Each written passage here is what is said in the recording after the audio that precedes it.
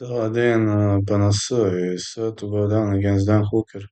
Both fighters are extremely powerful. And Panasui is a former KSW champ. Well, Hooker has never been a guy who delivers. He has never been a guy who tries to go to distance by any means necessary. He is always looking for the finish, and considering this is the main event of the evening, I'm really much confident that the two are gonna trade big bombs, and Hooker will be digging for a knockout, as expected.